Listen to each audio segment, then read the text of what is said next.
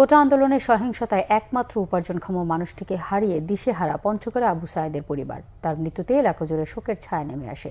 জীর্ণশীর্ণ মাটির ঘরে থাকে সায়েদের পরিবার। ব্যাংকের ঋণের বোঝা রেখে গেছেন সায়েদ।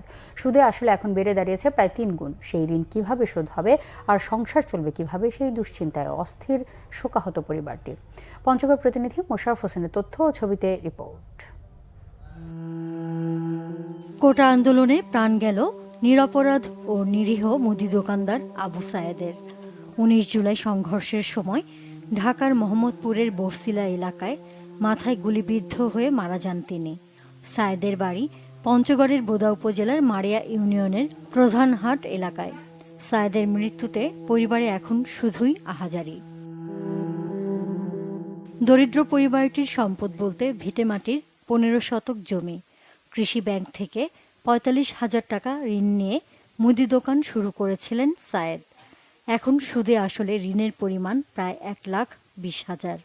19 জুলাই শুক্রবার নামাজের পর দোকানের পণ্য আনতে গিয়েছিলেন সায়েদ।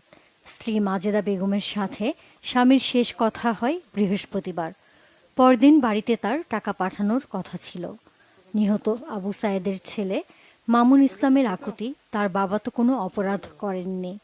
সংসারের অন্ন কিভাবে জোগাড় হবে সেই চিন্তায় দিশেহারা পরিবারটি। দোকানের পুলি আনবার গেছিল, পুলি আনবার যাইতে ওখানে হেলিকপ্টার দিয়া গুলি খায় মারা গেল। এরকম লোক নাই আমাদেরকে 10টা দিয়ে চালাবে। আপনার কাছে আমি বিচার চাই, কি আমাদের বাচ্চার লেখাপড়ার খরচ চাই। আমার আব্বা যে গুলি খেয়ে মারা গেল শুক্রবার দিন দুপুরে পরে যে নামাজের পরে গুলি খেয়ে মারা গেলো, এটি সরকার কাছে আবেদন যে আমার এটা বিচার চাই আমরা। আবু সায়েদ খুব সহজ সরল ছেলে ছিল। সে কারোর সঙ্গে ঝগড়াঝাটি বা কোনো দলের সঙ্গে সে সম্পৃক্ত না। স্থানীয় জনপ্রতিনিধি বলেন, আবু সায়েদ সংসারের সব খরচ চালাতেন। সে অত্যন্ত দরিদ্র ও খুব ভালো মানুষ ছিলেন বলেও জানান তিনি। উনি লোক অত্যন্ত ভালো ছিল, তার ছেলে মেয়ে আছে, এই তার রোজগারের পয়সা দিয়ে তার সন্তান ছেলে লেখাপড়া শিখছে, তার ভরণ পোশাক খাওয়া দাওয়া সাহেদ আলীরই সম্পন্ন করে। আবু সায়েদের হত্যার বিচার দাবি করেছেন তার পরিবার সহ এলাকাবাসী। Bangla vision news desk.